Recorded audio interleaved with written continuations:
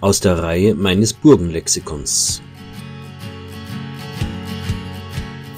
Burgenlexikon. Von A bis Z. Was Sie schon immer über Burgen wissen wollten oder auch nicht. Von und mit Matthias Hälzel alias der Burgenmeister.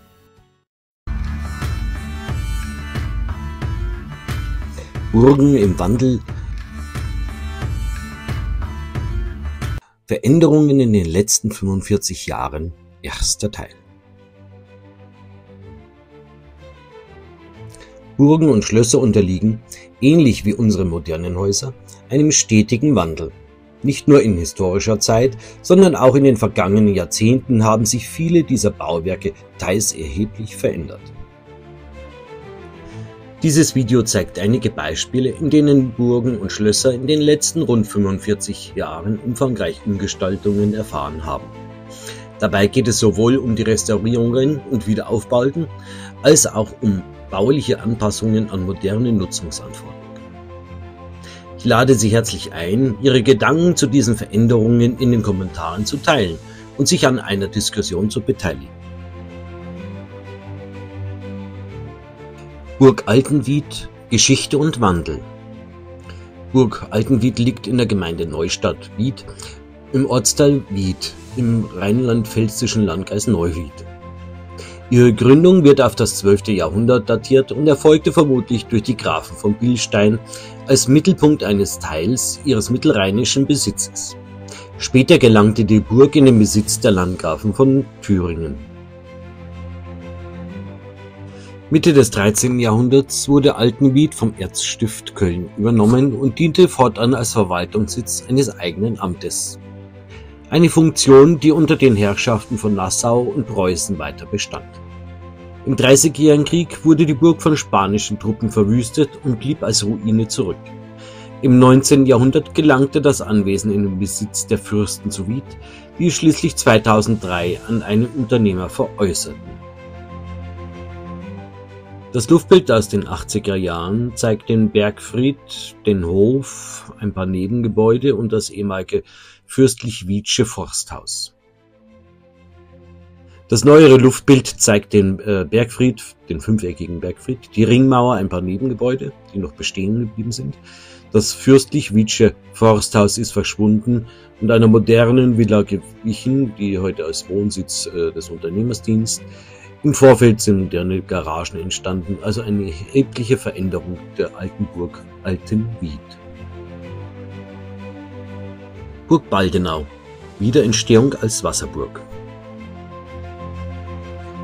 Die Burg Baldenau liegt in der Gemeinde Morsbach im Landkreis Bernkastel-Wittlich in Rheinland-Pfalz und zählt zu den wenigen Wasserburgen des Hunsrücks. In der ersten Hälfte des 14. Jahrhunderts ließ Erzbischof Balduin von Trier die nahezu dreieckige Anlage errichten, um die kurtrierische Herrschaft zu sichern. Die Burg war insbesondere gegen die benachbarte Herrschaft der Grafen Sponheim gerichtet. Balduin war bekannt für den Bau von Gegenburgen, wie beispielsweise Baldenelz oberhalb der Burg Elz. Im Laufe der Zeit entwickelte sich Burg Baldenau zum Sitz eines eigenen Amtes. Nach den Zerstörungen im Dreißigjährigen Krieg erfolgte um 1649 ein Wiederaufbau, bevor die Burg im Pfälzischen Erbfolgekrieg endgültig zerstört wurde. Die Anlage bestand ursprünglich aus einem etwa 24 Meter hohen Bergfried am spitz zulaufenden Ende des Dreiecks, einem gegenüberliegenden hohen Palastbau mit angrenzenden Wirtschaftsgebäuden sowie einem mächtigen Wassergraben. Die Veränderungen zwischen 1981 und 2018 sind deutlich sichtbar. Der Zugang und der einstige Wassergraben wurden rekonstruiert und die Mauern der Burg gesichert. Leider ist der Bergfried bis heute nicht zugänglich. Das Bild aus den 1980er Jahren zeigt die trockengelegten Gräben und die einfache Gestaltung der Burganlage vor der Restaurierung. Heute ist die Burg restauriert, die Wassergräben rekonstruiert und die Burg ein Schmuckstück. Die Ehrenburg von der Doppelbergfriedburg zum Hotel.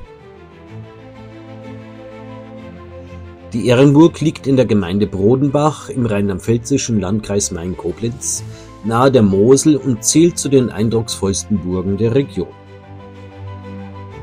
Der Zugang erfolgt über einen mächtigen, künstlich angelegten Graben, der an einem Pfortenturm endet, ehe man die Vorburg betritt.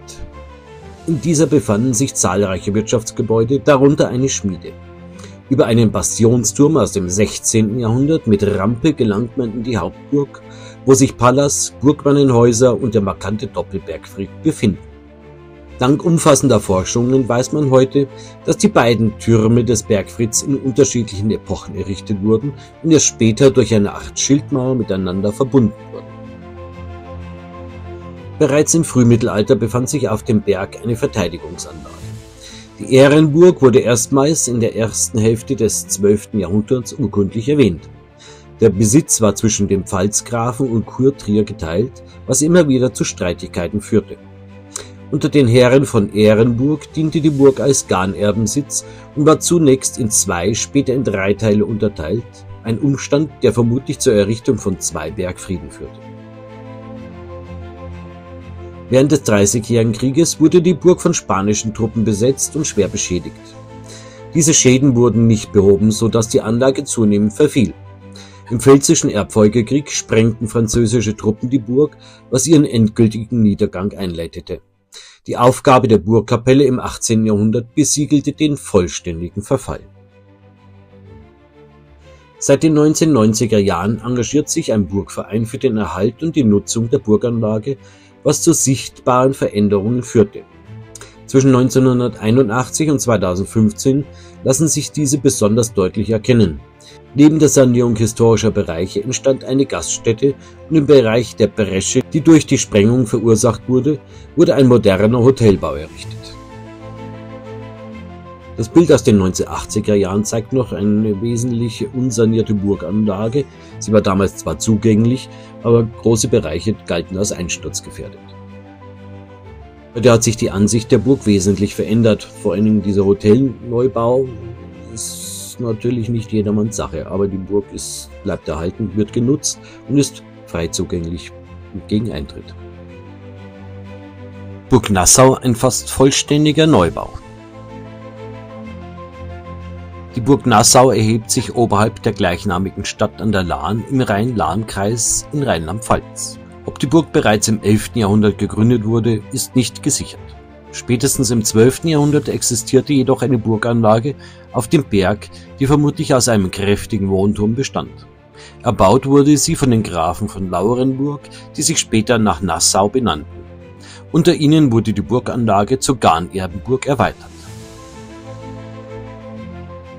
Im Zuge innerfamiliärer Fehden wurde Teile der Burg, insbesondere die Burgmannenhäuser, zerstört. Der Wiederaufbau einschließlich des heutigen Bergfrieds erfolgte kurz darauf im 14. Jahrhundert. Bis ins 17. Jahrhundert blieb die Burg in gutem Zustand, verlor jedoch ihre Bedeutung als Residenz der Nassauer Grafen. Die direkten Nachfahren des Hauses Nassau sind heute die Großherzöge von Luxemburg sowie die königliche Familie der Niederlande. Nach Jahrhunderten des Verfalls begann das Land Rheinland-Pfalz um 1980 mit einem systematischen Wiederaufbau der Ruine, allerdings weitgehend ohne Rücksicht auf die historische Bausubstanz. So wurde die gotische Palasruine vollständig abgetragen und durch einen fantasievollen Neubau ersetzt. Der Bergfried wurde auf eine mutmaßliche historische Höhe rekonstruiert und mit Scharwachtürmchen versehen, wie sie auf dem Merianstich aus dem 17. Jahrhundert zu sehen sind. Die Veränderungen zwischen 1980 und 2007 sind auf den Bildern deutlich zu erkennen. Die ursprüngliche Burgruine wich einer stark modernisierten Rekonstruktion, die dem historischen Erscheinungsbild nur bedingt entspricht. Hier das Luftbild aus den 1980er Jahren, wo die Ruine noch Ruine ist. Heute deutlich zu erkennen der wiederaufgebaute Palas bzw. der wenig historische Palas, ein Nebengebäude und der wiedererrichtete oder ausgebaute Bergfried. In den letzten Jahren wurde die Ringmauer rekonstruiert bzw. saniert, diesmal mit archäologischer Untersuchung. Burg Ohlbrück, eine Ruine mit Charakter. Die Burg Olbrück erhebt sich auf einem markanten vulkanischen Kegel in der Osteifel und wurde vermutlich um das Jahr 1100 gegründet. Bereits früh war die Anlage in geteiltem Besitz, unter anderem die Herren von Eppstein und von Schöneck sind zu nennen. Während des Dreißigjährigen Krieges wurde die Burg durch schwedische Truppen schwer beschädigt. Im Pfälzischen Erbfolgekrieg erfolgte zunächst eine Besetzung, jedoch konnte durch eine Geldzahlung eine Zerstörung abgewendet werden. Bei einem späteren Durchzug französischer Truppen wurde die Anlage dennoch teilweise geschleift und niedergebrannt. Ein barocker Wiederaufbau erfolgte im späten 17. Jahrhundert, doch bereits wenige Jahrzehnte später verfiel die Burg erneut. Erst im Zuge des Historismus im 19. Jahrhundert begann eine systematische Sicherung und Sanierung. Besonders der 34 Meter hohe Bergfried wurde in dieser Zeit ausgebaut. In den 1950er Jahren wechselte die Burg erneut den Besitzer. Pläne, sie vollständig wieder aufzubauen und als Hotel zu nutzen, blieben jedoch ebenso unrealisiert wie ein späterer stark modern geplanter Hotelneubau nach dem Verkauf im Jahr 2012. Glücklicherweise wurden beide Vorhaben nicht umgesetzt, wodurch der historisch geprägte Charakter der Burg erhalten blieb. Hier das Bild aus den 1980er Jahren. Erhaltenes Bauwerk ist der Bergfried, alle anderen Gebäude sind ruiniert. Man sieht die schönen oder vielen Schutthaufen, die es von den Gebäuderesten noch gibt. Hier ein neueres Luftbild. Der Bergfried ist saniert, ausgebaut als Museum. Der Fachwerkerker ist mit Vorsicht zu genießen, ob der historisch so ist, genauso das kleine Türmchen an der Aussichtsplattform. Die Wohnbauruine des barocken Ausbaus ist gesichert, alle anderen Mauern sind gesichert und in der Vorburg bzw. Unterburg gibt es eine Gaststätte mit Restaurant. Fazit: Dies ist der erste Teil einer Betrachtung von Burgen, die sich in den letzten 45 Jahren deutlich verändert haben. Während einige durch sorgfältige Sanierung und wissenschaftliche Erforschung zu beeindruckenden Vorzeigeobjekten wurden, sind die Veränderungen an anderen Anlagen durchaus umstritten. Dennoch sollte nicht außer Acht gelassen werden, dass diese Burgen weiterhin genutzt werden, sei es als Museum, Hotels oder private Wohnsitze. Gerade diese Nutzung trägt entscheidend zum Erhalt der historischen Bausubstanz bei und bewahrt die Burgen vor dem endgültigen Verfall. Ich bedanke mich für das Schauen des Videos und ich hoffe, ich konnte Ihnen etwas Burgengeschichte, Burgenwissen näher bringen. Ihr Matthias Helzel, alias der Burgenmeister. Und nie vergessen, abonnieren und folgen ist kostenlos.